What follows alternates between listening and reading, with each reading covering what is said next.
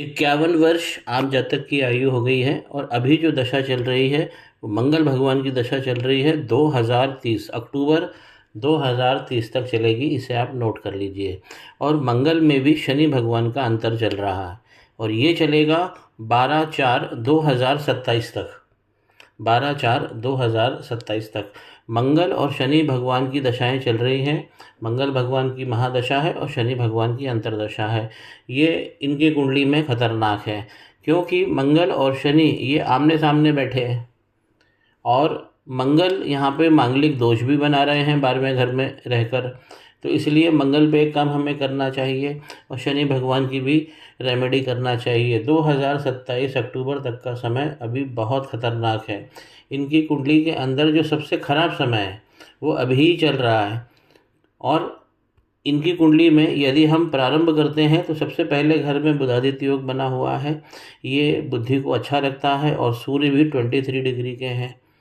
सूर्य पहले घर में एक अच्छी डिग्री, अनुभवी डिग्री लेके बैठे हैं, तो ऐसे लोगों का मस्तक चौड़ा होता है और बौद्धिक क्षमता इन लोगों में बहुत अच्छी होती है। पहले घर में बुध आदित्य योग बनना बहुत अच्छा है। और पहले घर के जो स्वामी बनेंगे 10 लिखा है यहाँ पर। मकर लगन बना और शनि भगवान छठे घर में बैठ गए, बहुत अच्छी राशि में बैठे हैं। लेकिन लग्नेश को छठे घर में नहीं जाना चाहिए। बाकी शनि भगवान यदि छठे घर में बैठते हैं तो शत्रुहंता योग बनाते हैं और 3 नंबर लेकर बैठे हैं तो अपार धन भी इनको देंगे। पैरों की चोट से इनको बचना है और यही समय जो मैंने बताया 2027 अक्टूबर तक, इसमें शनि भगवान पैरों में आपको चोट दे सकते हैं, यहाँ पे बच के रहना है। तो लग्नेश का छठे घर में जाना थोड़ा सा कमज़ोर करता है कुंडली को, क्योंकि शनि भगवान है, अच्छी राशि में गए हैं। और लग्नेश जब भी छठे घर में जाएगा तो आपके जीवन की धारा, ये सेवा का क्षेत्र है, तो आपका जो जीवन है वो सेवा समर्पित रहेगा। आप सेवा अच्छी मिलेगी आपको और आप सेवा कर पाएंगे। तो शनि भगवान यहाँ पर बहुत अच्छी सिटिंग लेकर बैठे हैं, लग्नेश के रूप में कमज़ोर हैं। दूसरा हम घर देखते हैं ये वाला धन का। ये घर भी शनि भगवान का है और ये भी छठे घर में जाकर बैठे, तो सेवा क्षेत्र से धन मिलेगा। अब दूसरे घर में दोनों गुरु साथ हो रहे हैं, व्यक्ति बहुत आकर्षण बहुत ऐसे व्यक्ति में हो जाता है, बौद्धिक क्षमता बहुत अच्छी बढ़ जाती है और धन का फ्लो तो खैर बढ़ेगा ही। वाणी पे ऐसे लोग कमांड रखते हैं, अपनी वाणी से लोगों का ये भला भी करते हैं और लोगों से अपनी वाणी के द्वारा हर काम को, हर चीज़ पर ये लोग कंट्रोल करने की कोशिश करते हैं और ऐसा कर भी पाते हैं। इनकी वाणी बहुत मधुर होती है।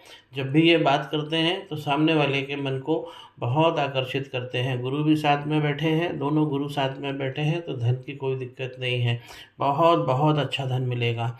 तीसरा घर हम ये वाला देखते हैं, ये लाभ का घर है, सोर्सेज ऑफ इनकम है। यहाँ पे चंद्रमा और राहु इनका ग्रहण लग गया है, तो यहाँ चंद्र ग्रहण लगा हुआ है और चंद्रमा भी अपनी नीच राशि वृश्चिक राशि में बैठे हैं। अब एक बात समझिए कि जब भी चंद्रमा वृश्चिक राशि में बैठते हैं तो ऐसे लोग प्रशासनिक अधिकारी बनते ही बनते हैं और अगर लाभ में बैठे हैं तो बहुत अच्छे चांसेस होते हैं। इनका जो कर्म का अधिपति है कर्मेश, 10वें घर का स्वामी, यहाँ तुला राशि बनी है, इसके स्वामी शुक्र बने और जाकर दूसरे घर में बैठे हैं। तो ये वाला कॉम्बिनेशन भी बहुत अच्छा है कि कर्म का जो साथी है, कर्म का जो देवता है वो भी धन में जाके बैठा है। तो जितना ये कर्म करेंगे उतना अच्छा इनको धन मिलेगा। और जब यहाँ से कोई भी प्लैनेट, यहाँ का स्वामी अगर दूसरे घर में जाकर बैठता है तो ऐसे व्यक्तियों को अच्छी सर्विस मिलती है और शनि भगवान तो खैर सर्विस आपको अच्छी देंगे ही देंगे। तो कुंडली इनकी अच्छी है, बहुत अच्छी है। अगर हम घर के सुख की बात करें तो यहाँ पर 1 लिखा हुआ है और घर का जो सुख है उसका स्वामी यहाँ पर मेष राशि बनी, इसके स्वामी मंगल 12वें घर में जाकर बैठे हैं। ये घर व्यय का है, व्यय मतलब एक्सपेंडिचर, जो खर्चा हो जाता है।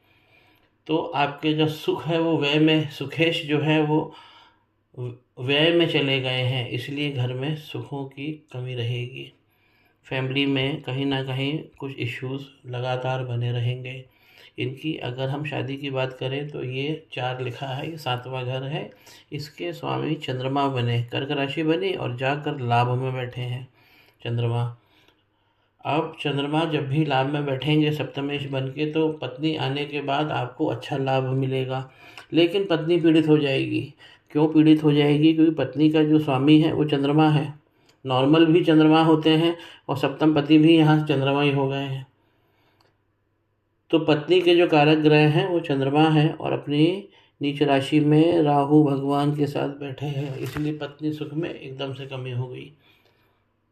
पत्नी या तो पीड़ित हो जाएगी या कुछ इश्यूज घर में ऐसे हो जाएंगे कि पत्नी के साथ में नहीं बनेगी।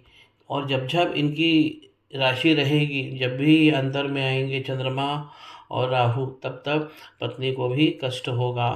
तो यहाँ पर स्पष्ट है कि राहु और चंद्रमा का ये वाला जो मेल है ये थोड़ा सा खतरनाक हो गया है। और राहु भी अपनी नीच राशि में बैठे हैं। राहु भगवान की भी वृश्चिक राशि जो होती है वो नीच की होती है।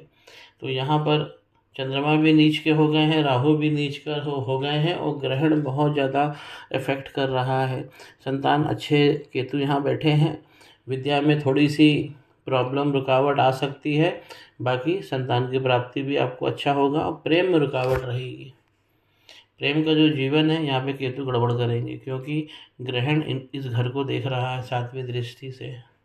ये डिफ़िकल्ट हो गया है थोड़ा। और अभी तो आपको बहुत बच के रहना है, क्योंकि शनि मंगल की दशा चल रही है। बहुत बच के रहना है और अपनी सुरक्षा अपने हाथ रखना है। चंद्रमा जो यहाँ खराब हो गए थे, यहाँ आकर अच्छे हो गए हैं। ये नवांश कुंडली है, इससे हम अपने फ्यूचर की संभावनाओं को देखते हैं। तो ऊपर जहाँ चंद्रमा खराब थे, नीचे आके बहुत अच्छे बन गए हैं और वीनस के साथ में इसने संपर्क बना लिया है। तो वीनस और चंद्रमा ये आकर्षण को बढ़ाएंगे। शनि भगवान यहाँ बैठ गए हैं, आपको एक नहीं कई तरीक़ों से पैसा देंगे।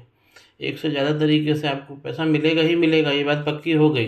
तो शनि भगवान यहाँ बैठते हैं और अपनी अच्छी राशि में बैठे हैं, धनु राशि में।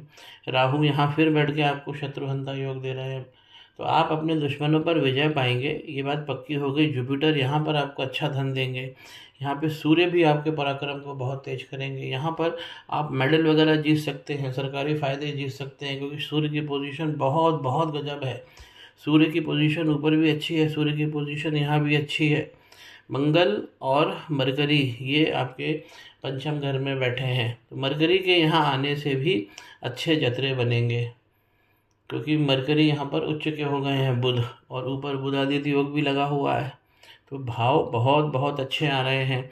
और विवाह का यदि हम सुख देखें तो पूरी तरह से नवांश कुंडली का हम चौथा भाव देखते हैं, और यहाँ पे 5 लिखा है, यानी कि सिंह राशि, इसके स्वामी सूर्य बने। एक राशि एक घर पहले जाकर खराब हो गए हैं, क्योंकि हर घर का एक घर पहले जो होता है, इस घर का ये घर जो है 12वां हुआ। अगर हम यहाँ से गिनते हैं तो ये 12वां घर हुआ। और कोई भी प्लेनेट जब अपने घर से 12वें में जाकर बैठता है तो उस घर को ये गड़बड़ कर देता है। 12वां घर व्यय का हुआ, तो इस घर का जो सुख है वो व्यय में चला गया। तो यहाँ के सूर्य पर भी हम एक रेमेडी कर लेंगे। अभी जो आपको रेमेडी सबसे पहले करना है, यहाँ पे मंगल दोष को हटाना है, ताकि हमारे जीवन सुरक्षित रहे। 2027 अक्टूबर तक बहुत सारा इसमें लफड़ा दिख रहा है, और जो आपका ये ग्रहण योग है इसे भी दूर करना है।